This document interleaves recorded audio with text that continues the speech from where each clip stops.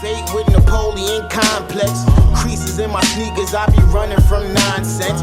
Trying to figure out if I could withdraw nonsense. My neighborhood around me like, where your dimes at? Welcome everybody. Welcome back to another episode of the Nobody's Podcast. We have a special guest here with us. We got my guy Duncan here. How you doing, buddy?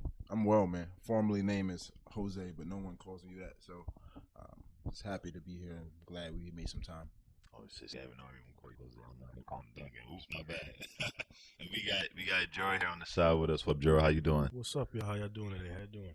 Yes, sir, man. How you feeling today, buddy? You feeling good? I'm feeling good, man. It's been interesting November, December, looking like another interesting month. Yeah. So just looking forward to getting the year over and done with and moving on to something bigger and better than next year. So. Oh, okay, good. We gonna talk about that in a few, man. Listen, I'm really excited to have you here, man. I remember when I first met you. It was I was telling the story. I met you at Crunch Gym, and then I remember going upstairs and seeing somebody put on like 6 plates on each side on the squat. And I'm like, yo, who is doing this in this gym? And you see this tall guy. He's like 6'5". I'm dragging. He's probably like 6'3" or whatever. And then he just gets under the bar and he just squats like 500 pounds like 5 times. I'm like, yo, who is this man? Right. And it was just unbelievable. I'm like, yo, man, your squad is strong. He just looks at me like, nah, bro, it's all in the day's work, man. Yeah. I'm trying, man. And ever since then, we just kicked it off, man. So tell us a little bit about yourself, man. Well, I'm Jose Duncan, born and raised in Brooklyn, New York. Had the opportunity to move to Queens to further education, and I was, as a young kid, I was a troubled kid in Brooklyn. Mm-hmm. Lived in Red Hook, Brooklyn, 811 Hicks to be exact.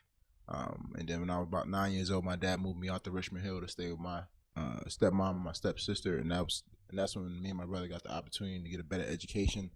And still troubled, but we grew up. Humble beginnings, didn't have much, but we understood what it was like to not have. And then I was able to transition, and the game of football helped save my life. So I played that game for 17 years of my life, and it gave me every single opportunity I ever got. And I can't say enough how much the game of football changed my life. And now I'm ready to transition on to other skill sets that I think I can blossom in. And what are those other skill sets? I feel like I'm a unique communicator, and I have to find ways to communicate differently now. I'm used to communicating on the field with another, hundreds of other men. Used to being in a locker room, used to being around teammates in a certain way, and that unique leadership and communication, I think I can transition that to other areas of my life. And I wasn't expecting to do it this early, but after being released, I thought it was the best time to, make that transition. Yeah. Oh, that's dope. Yeah. Tell us a little bit about the college journey. What was that like? Because for me, I still hope to, go to college and, play. So what was that journey like for you? I was able to, I tell the story now. I was blessed to get a full scholarship to college, but I wasn't supposed to. Mm-hmm. I guess I'll start with my official visit. I was a pretty decent football player in New York City. Played Erasmus Hall with a bunch of great guys who are now playing in the NFL as well. And I was blessed to play amongst those guys and become a leader in high school. And I got the opportunity to go to a visit to the University of Rhode Island. But the night before, the head coach there called and said, "I only have about a half scholarship for this guy. If you want to send him up, send him up." So that was my only opportunity. My parents cannot afford it. A lot like a lot of African American children in the city, the parents can't afford college. So I headed up there for the official visit, and on the way up there, I remember looking up everything I needed to look up about this head coach. I went to study his life from beginning to end as much as I can find, because I knew this is my only opportunity to get my parents out of the struggle that we were in, and it's my only opportunity to get an education.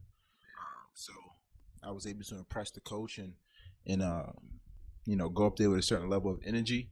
And at the end of the visit, I was able to get a full scholarship. And it was a humbling moment, the very best moment of my life, and it changed my life at that moment. And I was able to go up there and play football. But college journey, I look back at it now with a beautiful journey. Didn't win a lot of games in college, but we was able to. I played with a great group of men, and I was able to get a great education, which is second to none. So I'm modest about my journey, but definitely college was were molding years, and I think back to when I wasn't supposed to get that scholarship. So I'm extremely grateful. Oh, that's old. Yeah. Oh man, this is so exciting. Can you tell us about one of your favorite moments in college, or maybe one of your best moments on field that you can say? Yeah, I mean those are two different moments. I think my greatest moment in college on the field was in Central Michigan. We was 3 overtimes in, and we were probably going to beat this team, and we were in a position to have a great upset. Big in school history. Unfortunately, we did not win that game, but we were in 3 overtimes, and I remember making a play in second overtime to send it to third overtime, and I was able to get a sack on a Central Michigan quarterback, and I ran back to the sideline, and I looked into my other defensive lineman, and I looked at him, and I knew this is what playing football at a high level is supposed to feel like. Those big moments where a lot of pressure, a lot of high leverage. Yeah. Those things are special, and there's very few moments in life where you get to know that you can make a change, you can make a difference. That has a big impact on 100 other men that's waiting for something to make a play. So that's my biggest moment on the field, and I think my biggest moment in college truly was my freshman year when I walked in and I realized that the slate was clean for me. And we might speak a little bit about that later, just how important a clean slate is for me in my life. So freshman year, walking in the locker room the first time was probably the biggest moment. That's so dope. Yeah. Oh man. What you gonna call it? Goddamn, I'm so nervous right now, Duncan. It's not even funny. Oh man, good, you don't understand. It's like when you have one of your mentors in front of you, trying your best, man. This is dope. So talk about that clean slate, because I feel like a lot of people don't get that opportunity in their lifetime. So tell us a little bit about that and how much it meant to you. Well, the game of football has always been my identity. I know a lot of us, as men especially, growing up, we had to attach ourselves to something to give us an identity, especially going up to inner city where in order to be left, for us to stay out of trouble, for people not to pick on us, people not to drag us into negative situations, we had to attach ourselves to a certain identity, growing up. So I did that to football. And, like they said, the OGs on the block or whatever, they respected the kids who were playing sports. They said, you know what? Go home. Don't be out here. They would tell you, here's some money. Go get something for yourself. They always protected the young kids who were attaching themselves to something bigger. Yeah. So I, growing up, I always attached myself to football, and it saved my life. And I say that it gave me somewhere to be to stay out of trouble, because I was a troublesome kid, and the sad part is I was really good at it, which got tricky at times. But having that identity as a football player my whole life, and 2019 being the first year where I don't identify with that anymore, was an identity crisis for me. I went through a lot of emotions, and but I decided that now I was nobody again. And I think that's the most beautiful part in life, than when we can admit that we know nothing, we're nobody, we're not doing anything. Because at that moment we have a decision to make, and we can shape things the way we want it. And I think a clean slate is important for me, because I believe I can create whatever I want to create. A lot like Create Society, anything can be created. Yeah. And I think that's something we miss We miss in society today. We think we have to stay attached to something, but I think at any point in time we can wipe the slate clean and recreate. Yeah. So I think clean slate in that sense is being able to take back control of my life. That's dope. Yeah. It's almost like because I like you said, we all have moments like that, and I also don't want to get too far ahead, but and one of your projects that you're working on, one of the main titles was "What is your why?" Right. So during that process, did you have to sit down and ask yourself, okay, what is my why? And for those that can you explain to people out there, when you tell yourself, you ask somebody, what is your why? What are you asking them? What are you asking yourself? Right. Yeah. You're referring to my, I work on my podcast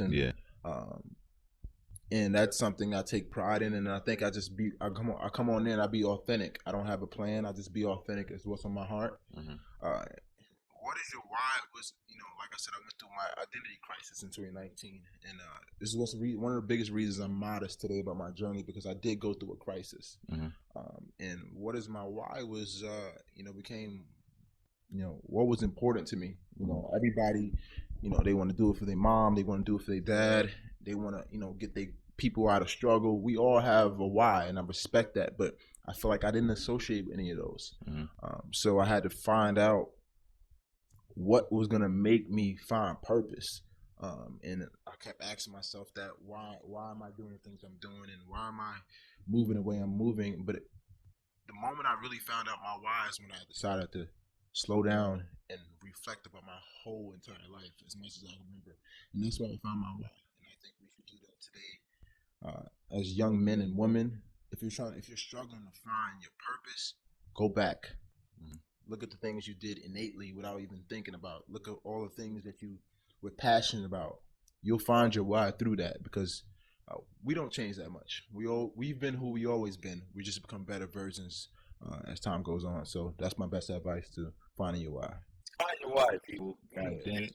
It's fucking dope. Yeah. You got anything to say? I'm just soaking it in right now. This is I really like where this is going. Check the pod. So right now I'm dumbest in the room right now. No doubt. Yeah. So speaking of the pod, what's the name of your podcast, Duncan? So I was gonna change it a few times, but the name of the podcast is Unnatural Born Leader. So I decided to go with that name, and I've stuck to it ever since. Why did you go with that name, if I can ask? Because I always felt like people referred to me as a leader, especially growing up. I led in when you have a leadership influence, you can lead in very negative ways. I've led ineffectively before. I've had people follow me into negative situations, but I was a leader, right? Yeah. So I was, when I was thinking about the podcast, I'm like, anybody can lead. Not everybody wants to, not everybody can at any point in time, but everyone has a capacity to lead. And I think leadership, like anything else, is a skill that's learned. So I wanted to just flip the script and say, you know what, there's an unnatural born leader. That means that you're not natural born leader, but the leadership skills can be created. And I wanted to specifically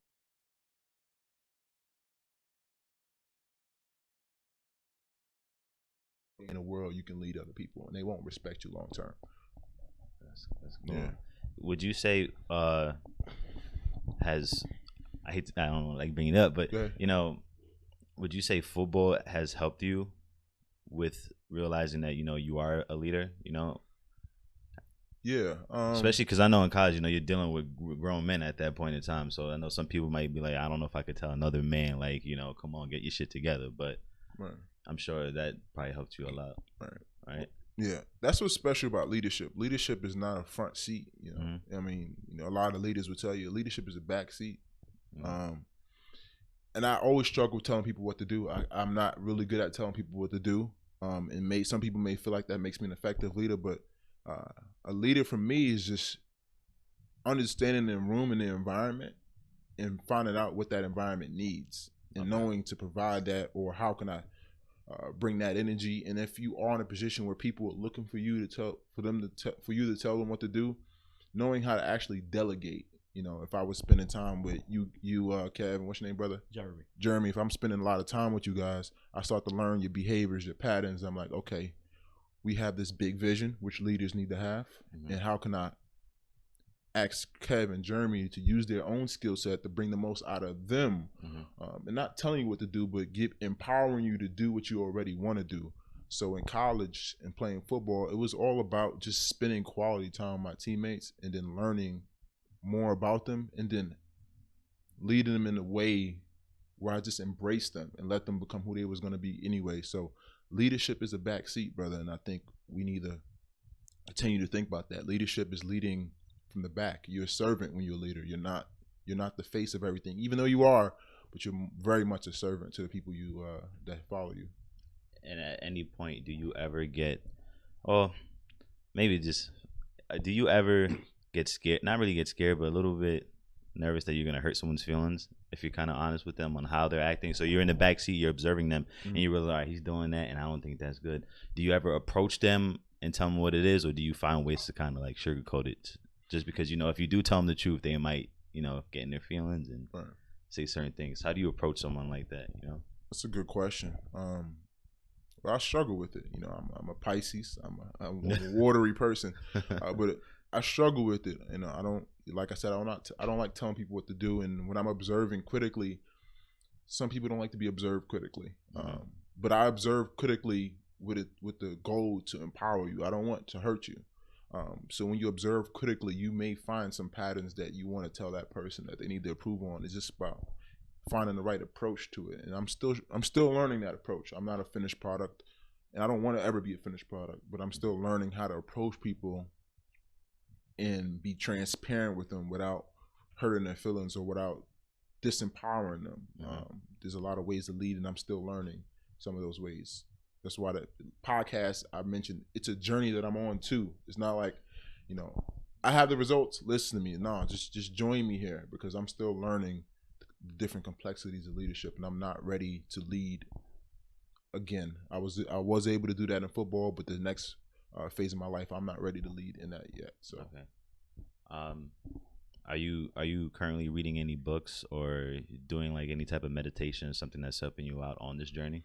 Because I know a lot of people come to me like, okay, you got to read some books, man. You got to meditate. You got to do this. I'm like, I'm a figure it out. I don't know yet. But what are some steps that you're taking right now? I'm a competitor. Okay. Excuse me. So everything originally is about getting a competitive advantage. So if I know my peers or someone I'm competing against is not reading, I'm gonna read. So I would say that I do read. I'm, you know, despite what I look like, I'm a huge nerd, man. Like, I am into self-improvement so much. So yes, I do read, I do meditate, and, you know, most recently I've been thinking about, which episode I put up to this morning is about finding time in silence. I'm 25 years old. I'm very much in the millennial age where I'm very connected as everyone else is. But I'm very aware of when I'm not operating at my best, and when I need to find that silence, I do read. So I do read self-help books. I do read finance books. I do read books about improving myself, so I can become the best version of myself for other people. So, you know, as a black man, I think we got to read. I think we got to read. We got to listen, read, create everything, because as a society, we behind the 8 ball, right? And keep, you know, you want to keep something from a black person, where you put it in a book, right? That saying came from somewhere, right? Because when you read books, people put real knowledge in the books. You know, people make YouTube videos, podcasts, but when they really want to tell you something authentic and true, they'll go put it in the book. And I'm telling you, as black men and women, we gotta read more, because there's a lot of information in text. And I think when people put things on paper, they really feel it and they really be authenticated with it. And we can, you know, bullshit on video and things like that, but it's very different when it's in a book. Yo, you answered my question too, because I'm gonna be honest, I'm not a reader, but like, I was just about to ask you, why should I read? But you just answered everything for me, and I thought about it. When people always telling me, if I'm having a certain problem, write it down, because that's when your thoughts really come to you. Right. And now you said they want to put something important, they put it down in the book, and that's that's dope. Yeah, holy snap, it's real. I mean, if you have a crazy thought right now and you write it down, shit, you might write a book, right? And then now that's real. You know that's real, because these are real moments. It's just that some people take that moment and they publish it and make money. So reading is important, and writing is as important as you just referred to. So you just mentioned that especially us as African Americans, we should be reading more and stuff like that. Are you trying to push? Okay, I'm trying to find out the best way to put this, but you're trying to be a leader, but now it sounds like you're trying to also be a leader to our people too as well, right? Definitely, especially the young age.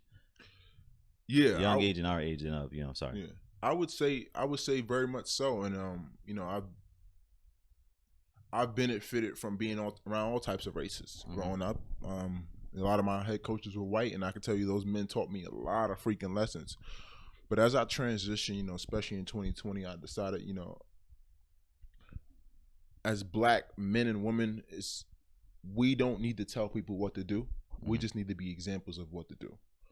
So I decided to really transition my energy into being an example for young black kids. My dream, I don't really have any tangible dreams, but my dream is having a bunch of, black kids, ethnic kids come up to me and ask me, "Hey Duncan, how'd you do it?" And being able to say, "Look, here's how you do it. Here's how you take care of your family. Here's how you work. Here's how you focus on your finances. Here's how you take care of your body. Here's how you love women. Here's how you appreciate being black." And that's like my dream, to be able to do that every day. So I do want to help African American people mostly, but I want to be an example because we need the most help and we deserve it, and we're the most talented out of any complexity race. And I don't want to sit here and sound like I'm a racist or anything, but I'm very much understanding from my observing that African American people are created differently, and we have so much talent that society has oppressed, right? So if you want to keep something explosive from exploding, you keep it suppressed, and that's what they've been doing in the black communities for a long time. Oh my God, a very long time. Everything is obviously like really cerebral with you, so it's like you, just the way you carry yourself, you break all of the athlete tropes, right? Yeah. So how was that for you? If we're circling around back to, I guess, education, I think being a student athlete, coming up in that system, what path did you follow? I guess not career wise, but what did you go to study for? When you were in school, what did you go study and things like that? How was that experience? Yeah, the funny thing is I've been an athlete, and when I was an athlete, I fit all the descriptions of an athlete. In college, I definitely did everything that college athletes do, the good and the bad. I don't want to go into more detail about that. But I definitely enjoyed it, like you see on TV. But trial and error for me. I learned trial and error that in order to know what you like, you got to dabble with what you don't like, or you got to dabble with things. And I learned very quickly that I can't continue on this path as an adult. But to speak to your point about what I studied health science. I wasn't really into science, but I couldn't think of anything else that was important to me in college other than my body and taking care of my health, because I have a lot of people in my family who's experienced health issues. So I thought, let me just study health. But if I can go back, I'd probably study finance, to be honest with you, because money and being African American needs to be a very comfortable conversation going forward. But I did fit all the athlete, you said tropes at one point. But with time comes growth, and I was able to grow out of that molded mindset, and I appreciate that time because it taught me a lot of lessons about people and how to deal with people. But I'm definitely transitioning to a new phase of my life. Like I said, everything's about a clean slate. I am who I was back then, but I want to be a better version of that for something else now. So we all grow, and I'm not perfect by no means. The health field, right? So yeah, like a trainer, like personal trainer, right? Yeah, I study health science, just general health promotion. Just going to communities and create plans and programs to produce health in the community. So I think that's something I may visit another point of my life. But when you were, I don't know if you are still doing that, but when you did that, did it kind of almost bring back like a nostalgic feeling? I was almost being on the field, because it's like, you're with these guys, you're training them. Now you're training other people. Now you get to see like the different moods of people. I don't want to do this. I want to do that. So how do you motivate that? How do you go back to? So for example, I'm kind of stuttering. Sorry. Sorry. So it's like when it comes to training somebody, how has, I guess, playing football translated to you training people? Right. How has that been for you? It was different. The game of football teaches you a lot of lessons, and like I say, I'm comfortable now not rushing back to football, simply because I use the game of football every day in my daily life. But training people, dealing with those different personalities, as you alluded to, is huge, because you understand why people are acting like they act, and you understand there's a deeper there's a deeper meaning to why people are behaving the way they're doing, and learning how to work with people, especially on their bodies, which is a sacred part of their life. Teaches you patience, and that patience I definitely learned being in a locker room with 100 men and just getting to know guys and spending time training with people and things like that. So I don't know if I'm answering your question, but Oh no, you are. as a personal trainer, I spent time as a trainer for about 2 years now. But when I was really at my height of training, I told all my clients that the moment we'd agreed to do this together, we're a team now. And at that moment, everything you do affects me, and everything I do affects you. And I think that was what helped my client retention. Just my clients know that I'm all in on them. And some days they didn't like it, but long term they do appreciate it. And thank God some of those relationships have been able to keep me financially steady during this quarantine. So I think the relationships I learned playing football, I was able to take those skills of building relationships and take it into personal training and build great relationships with people. So I think that's important. Yeah, that is, and it sounds like, in a way, like you said, you was being a leader then too, when you was training people. So I guess that's another thing too. You just mentioned quarantine. I want to ask you something. And how has the COVID affected you? Has it affected you in any way? What did you learn about yourself in quarantine? Most certainly, man. I didn't mean to cut you off. No, that was it. No. I mean, it affected all of us, and I don't think no one's walking the earth talk about it. It didn't affect them. Yeah. Some of us adjusted quickly. Some of us did not. It's crazy.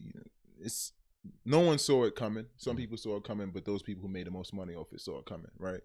But quarantine definitely made me more aware of my behavior. 2019, I spent a lot of time growing and molding who I wanted to be.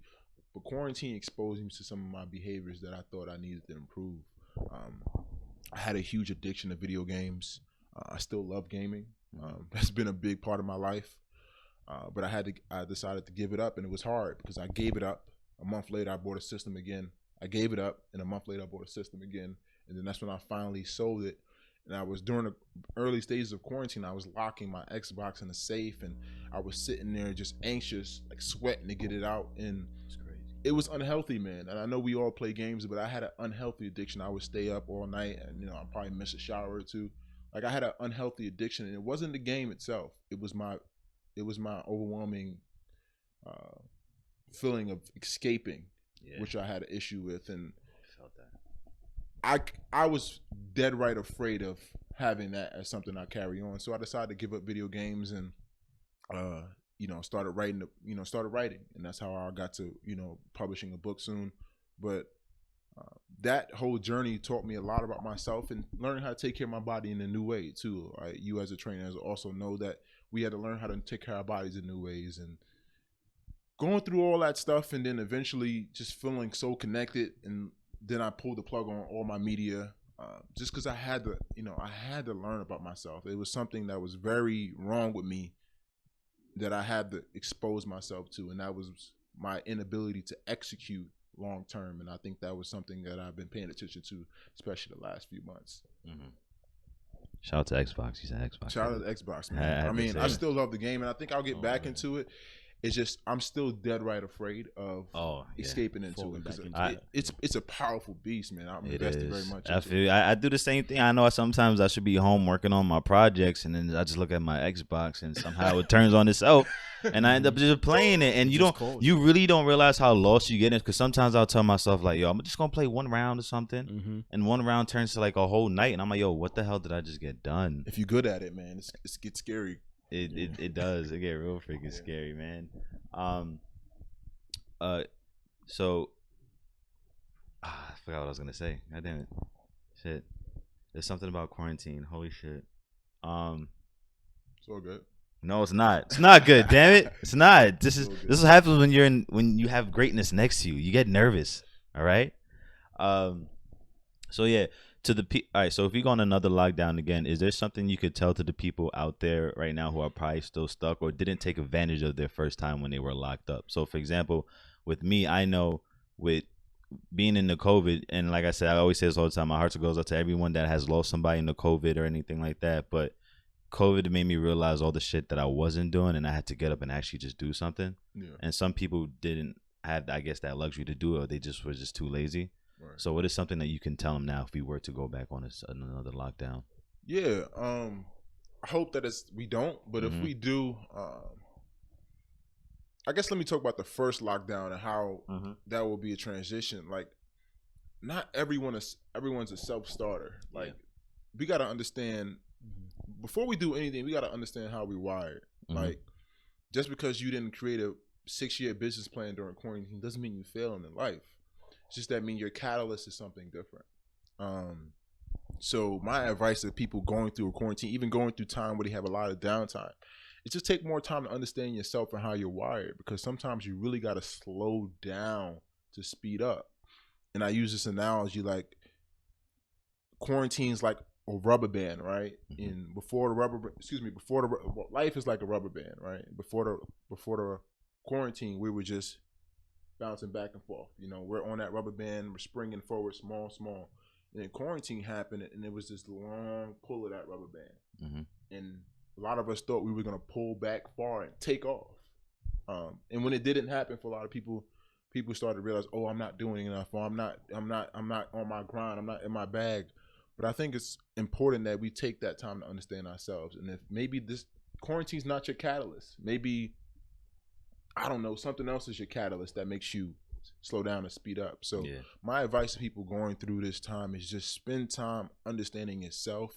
And if you have a business plan or something creative you want to do, put the groundwork into it. But it has to fuel you. It has to light a fire inside you. So don't just be forced to do something because everyone else is doing it. If it doesn't light a fire inside you, go learn something else about yourself, because not everyone has the same catalyst. And I think that's important. Like, you know, especially beginning of quarantine, I didn't feel like this was a catalyst for me to change my life. But as I went on, I'm like, maybe I should, because I got some fucking problems.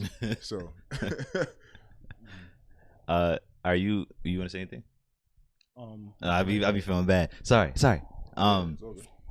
Are you big on the short term and long term goals? Because I mean, some people would always ask me like, "What's your short term goals?" And I'll tell them, or some people would be like, where do you see yourself in 5 years? And some people I ask that question to, they can tell me, and some people say, I hate this question because you never know what's gonna happen in the next year or so. Right. So, are you big on that type of thing? So like, yeah, I hate that question. Okay. Right? I'm one of those people that hate that question, but I understand why it's an important question. I understand. And like I said, I'm not perfect. So someday I hope to answer that question. But what I'm trying to get at is that I'm huge on delayed gratification. I don't need you to tell me, bro, you're doing a great job right now. I just need you in 10 years to be like, bro, I respect what you've been doing. Right? So I'm all about doing the small things great over and over and over. I'm about small consistency and learning as you go. I'm a trial and error person. So when someone asks me, what's your 5-year goal? I don't really know, but I know what I want to be doing consistently up into those 5 years. And I know what I want kind of, but mostly I know that some of the behaviors that I want to be doing in 5 years. I know I want to be exercising, take care of my body, spending a lot of time understanding money and finance, as I keep reiterating, investing. I want to be doing all these things that I'm doing now. I still want to be doing at a higher level in 5 years, because if I believe that if I'm doing these small things right for 5 years straight, there's no way I don't get to wherever the 5-year goal is.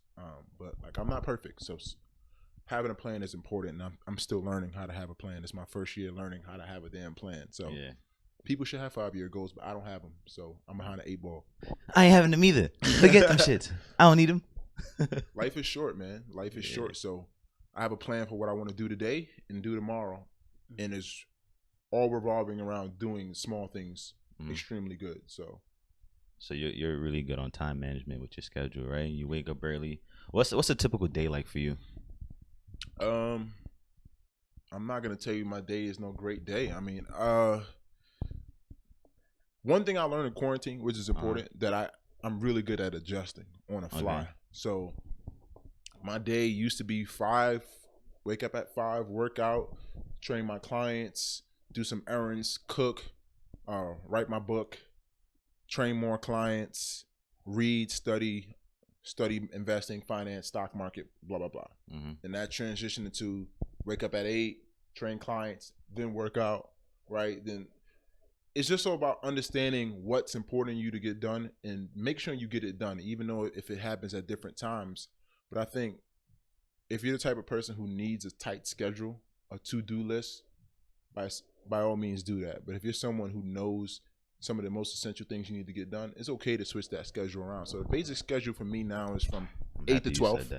8 to 12, and I know what I need to get done, and by no means am I allowed to not get it done, but be adjustable. Mm-hmm. You know, we're young. No one should be telling us they need our time. So spend this time learning the best schedule that works for you. So I'm actually happy you said that, because I always thought from here, everybody, you need a tight schedule. You need this. And I'm like, I don't know if I can really commit to waking up at 6 a.m. right now. I'm just going to adjust and do what I got to do. Like you said, like if I'm going to, I know tomorrow I got to paint, I'm going to find time, I'm going to paint. Right. And another problem that I would say I would have, and maybe you can help anyone out that have this problem. You said not everybody needs your time. Right. And my biggest problem was always being like a yes man, everybody. Yes, right? And what would be your advice to someone that's a yes man? How can they transition to just say no? Like, nah. I'm a yes man too. Yeah. I've been a yes man most of my life, and I still have moments where I am a yes man, especially if involving doing something with another African American person. Mm-hmm. You know, I'm a big yes man on that, right? Because I really want us to be dominant. Mm-hmm. But now I say no quickly, because I realize that me saying no is because I really need to say no to you, brother. It's not because I don't want to help you or I don't want to give you any value. I just know that me saying no means that I got to take care of me, because the more I say yes to you, I say no to me, right? Mm-hmm. And I don't want to be blaming you because I didn't take care of me. And I think that's a big part, is accountability. I don't ever want to blame somebody for my life. So in return, I have to be very deliberate about my time. Like I'm going to say no first, and then you're going to explain to me why I should say yes. Then maybe I'll say yes. But I like that. No is quick. Like I say no fast now, even in family, no. Just so I know I'm triggering, okay, I'm taking my time back. But if that person really needs me, then I'll make time for it. So it's a constant balancing act. Like I'm a yes man too, especially to family. So everybody does not need your time, man. And I think when you start prioritizing your time, some people are not going to talk to you as much, but you prioritize it. So you can't have your cake and eat it too. So if you're going to take your time back for yourself, just know you're losing time with other people. So it's a balancing act. Oh my God, it's evil. Yeah, it's crazy. Yeah, ain't nothing perfect in this world. It's everything. Every solution has a small problem. So, you spoke on the book. You got a working title. How did it come about? What was the thing that clicked and made you say, hey, I'm going to, like you said, put this down in text. I want this to be out there in the world. Tell us a little bit about that. Yeah. My biggest struggle right now, also my biggest achievement so far, is being able to write this book and almost get to publish it. I didn't know I was going to publish a book. I just started writing about something I was struggling with, was self-disappointment. You know, I had this self-sabotaging behavior that I had to address. Mm-hmm. We all have it, right? Yes. We purposely do things to hurt ourselves, yes, just so we can learn lessons quickly. I had the saying that after 25, people can't really tell us what to do. We just need trauma at that point. But the book really came about because I was just writing about self-disappointment, and I just started going through my life, man. I think I wrote the book for me. The first 6 chapters, and then the next 6 chapters I really wrote. The next few chapters I wrote for everyone else. I started reflecting on my life and decided that I wanted to put it on paper, and I had something to say about it. There's a lot of lessons I learned in my life that I wanted to put on paper because I thought they were vital. And I went through every emotion writing this book. Anything you do creative, you go through every emotion, especially in today's age where it's so judgmental. I went through every emotion. I'm 25. I shouldn't be writing the book, but I am. But I did. And I think telling the story as we go is important. And I'm excited for the book to come out. The working title is The Greatest Fight Within, Overcoming Self-Disappointment While Living with High Expectations. I think it's a book that is me telling my story, but every chapter is a collection of a story, a lesson, and a takeaway. And I think that's something that I hope people can read, but I just don't. I just don't mind because the story is written and I know someone, at least one person, will take something from it. So I'm excited about the book. The publishing process has been extremely I was going to ask emotional, and it's frustrating because I get frustrated when I don't, things aren't coming to me. So, okay, all right. Thanks for asking about the book. I'm excited, man. I can't wait. So now that you're here, I know about it. I can't wait either. I want to read that definitely. Facts. Write a whole report on it. Like, what's up? This is what I think. Maybe I heard wrong. You said you're 25 and you're not supposed to be writing a book. Is what you said? Did you say that? Yeah, that's the emotions I deal with. Yeah. Okay. Many times. Why do you feel like you're not supposed to be writing a book? Because we live in a day and age where it's look what I did. Here's the manual. And we benefit from that. We have all the moguls. You got the Jay-Z's, the Diddy's, all the people who've done things in different areas, and we watch their journey. And some people put out tutorials, things like that, or they write books on how to get something done. And we like to see people with exactly what we want, and it's easier to listen to them in that way. But I felt that I didn't have the tangible things that I want out of my life, but I had a wealth of knowledge, man. And I don't know how I got it. I just had a wealth of information because I listened. Growing up, I listened a lot. That's how I was able to get in trouble and get out of trouble very quickly. So like I said, I've led in the wrong way, but I listened, and I thought I had enough to write.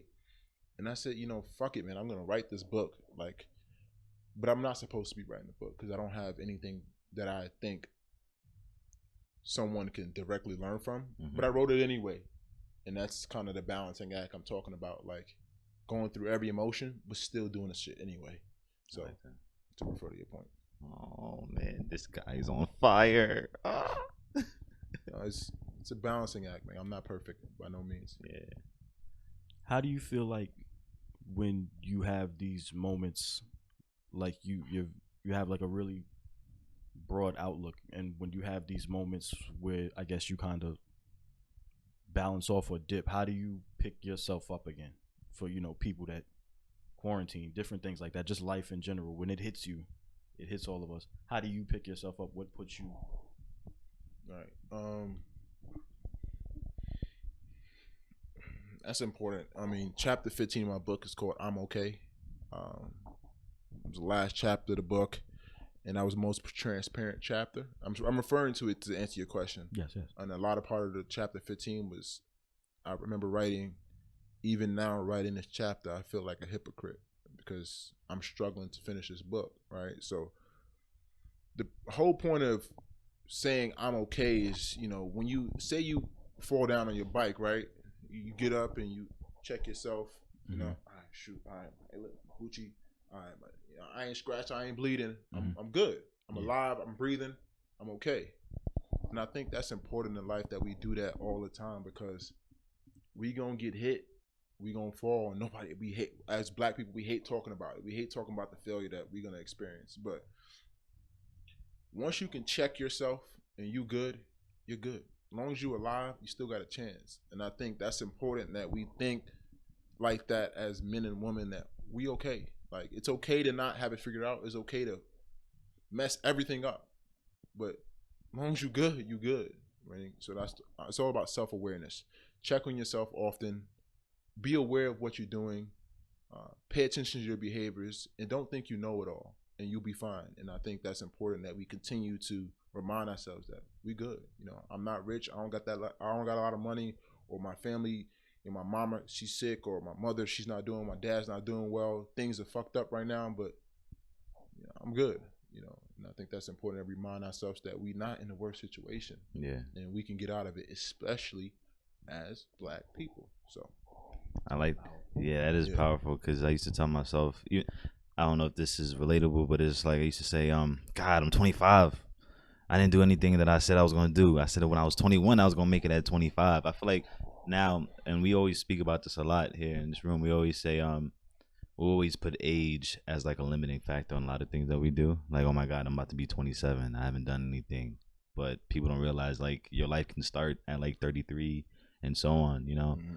So it's actually good that you said that. And I feel like too, especially us as black people, we gotta understand to let our emotions be, especially men too. We gotta let our emotions be heard. Sometimes I feel like we're too like always trying to be dominant all the time, and we don't know how to let somebody fight for us. So Yeah, that's pretty dope that you said that.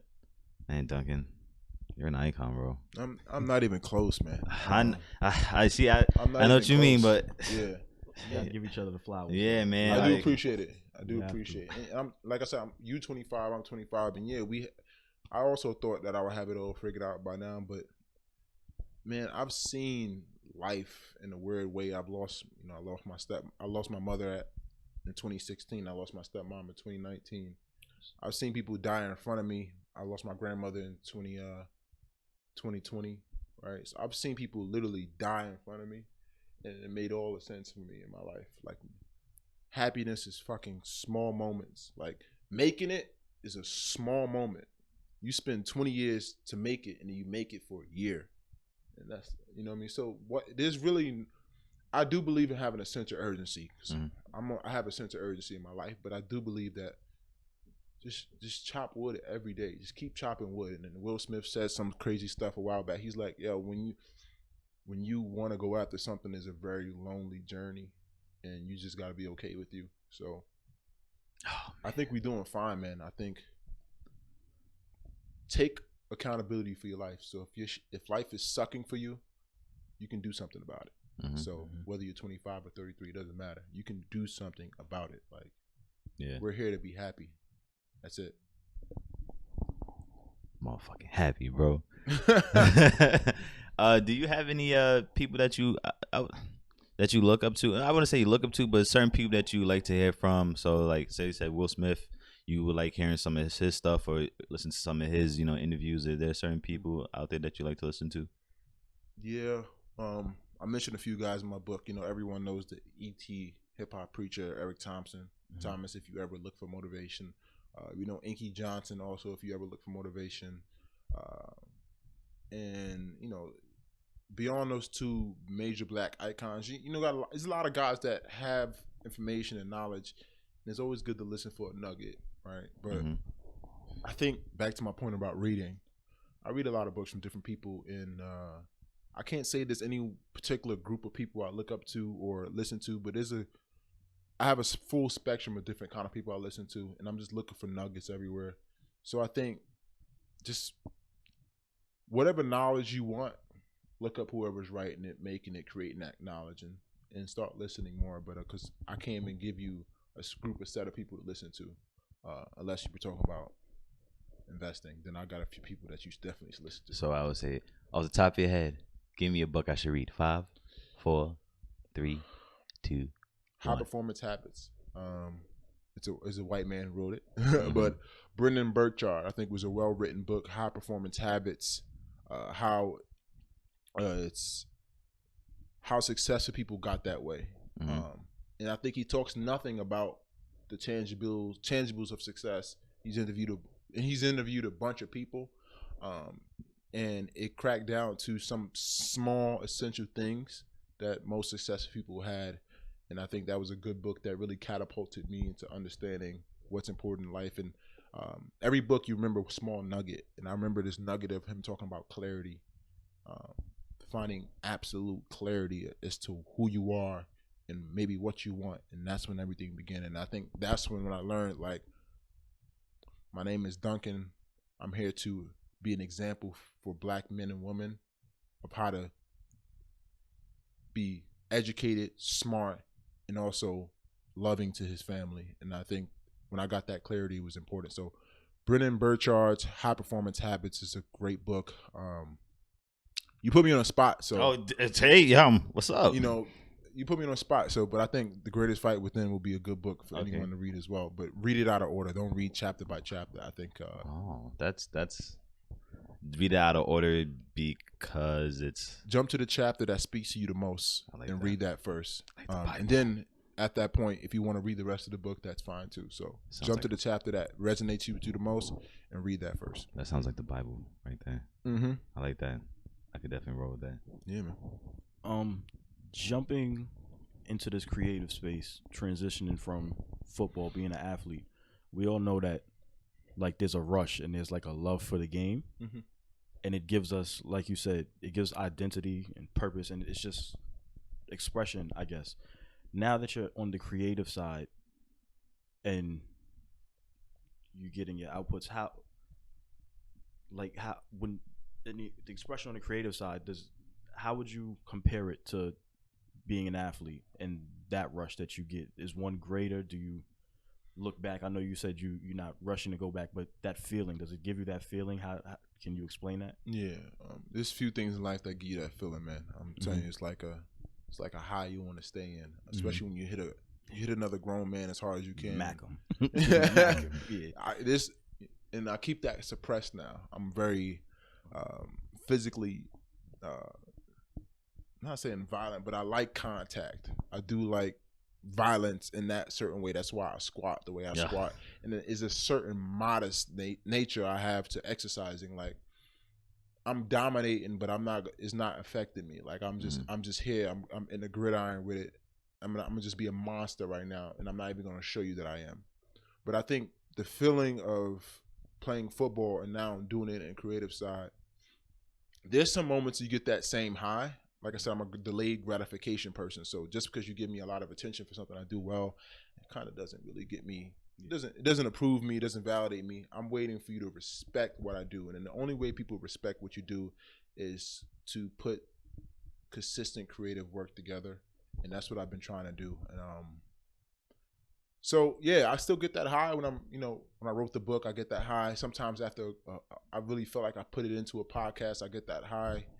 And when I'm around other creative people, I get a high. I'm a big team person, and even though I spend a lot of time in solitude, I do get a high when I'm at my best when I'm around other people who creative, like dogs. So got it. I think we all should create in some capacity. Definitely. Yeah, man. Can I ask you for me, I don't know. Okay. I gotta stop saying. Okay. What are some things that are important to you? So for example, for me, loyalty, love, and trust. What are some things that are really important to you? Health. Health is super important to me. Relationships with people are super important to me.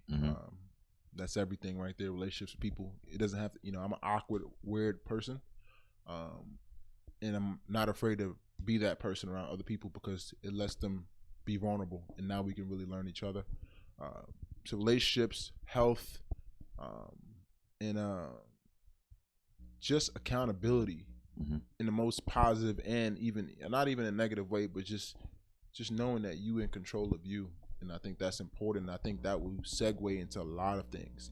If you blame no one for what happened in your life, or you thank no one, I'm not saying don't thank anybody, but if you own your life, I think you'll own your health and you'll own the relationships you have with people. So health, relationships, and just being accountable.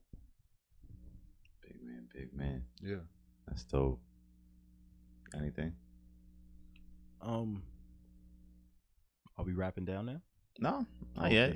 I guess. I could wrap it. I could wrap it down with a little trivia for him real quick, but it's all right. But I guess you said we don't have a goal, and you're in this space. Is there, I guess, like an outline of what it is, the path that you're on, what you're going towards?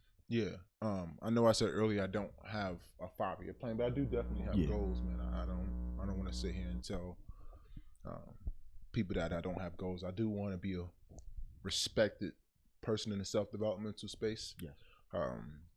I do want to be a respected person in the health and fitness industry. I do spend a lot of time reading and understanding the industry and finding out ways I can maximize it and make money, right? I do long-term want to be able to run my own facility or own some type of facility, even if it's not particularly a gym, but only a facility where people can come take care of themselves. And I think that's been missing in quarantine, especially with a lot of the at-home stuff, which I do understand. But I think having somewhere that's meant for taking care of yourself is something I definitely long-term want to do. So I do have goals, man, and I just don't refer to them too much because personally for me, when it's too big, I don't take the right small steps. So small steps for me, man, that's what works for me. To get you there. That's what works for me. Got it. Oh, okay. Yeah. Man, I feel like I don't think we missed anything. This is dope, man. Yeah. So real quick, just remind everybody here where we can find your podcast. Yeah, the podcast is available on Apple, a few other places, Spotify. A lot of the listeners are on Apple. Really getting the listenership up, so I'm happy about that. You also can find it on my website, joseduncanjr.com. I'm on all social media platforms as well. I'm not actively on them right now because I'm working, but you can find me everywhere, Jose Duncan Jr. Oh man. Yo, Duncan, I'm sorry. I know you keep saying Jose, but I call you Duncan because I know you by Duncan. My professional name. Yeah. But listen, we thank you so much for coming on. This is really amazing. I know I sound a little bit nervous or whatever, but this is a learning experience for me, and I hope we can definitely have you on another pod because this is definitely not going to be the first or the last one. So I would definitely hope to have you on more, brother. Yeah, I appreciate you for just continue to do what you're doing. I'm an observer. Yeah. So I observe critically without judgment. And when I see somebody that carry themselves in a certain way, I do like to be around that energy. And like I said, I'm an awkward person, so the way I would insert into people's space can be awkward sometimes. But it's definitely because I want to be around good energy, and I respect what you're doing, and I continue to tell you to just do what you're doing and don't keep your eyes out the rearview mirror, man. Just keep going forward. So I think you're doing something great here, and I appreciate you guys having me. As you can see, I do like to speak, especially about growth and especially about growth of Black people. Oh, this is dope. Man, thank you for coming through. Thank you. It was very, very eye-opening. Thank you, man. You're welcome, we appreciate it. Thank you guys for tuning in, and we'll catch you later on another episode of Nobody's Podcast. Peace. Unity, love, peace. I really don't talk too much. I really don't talk too much no more. Yeah.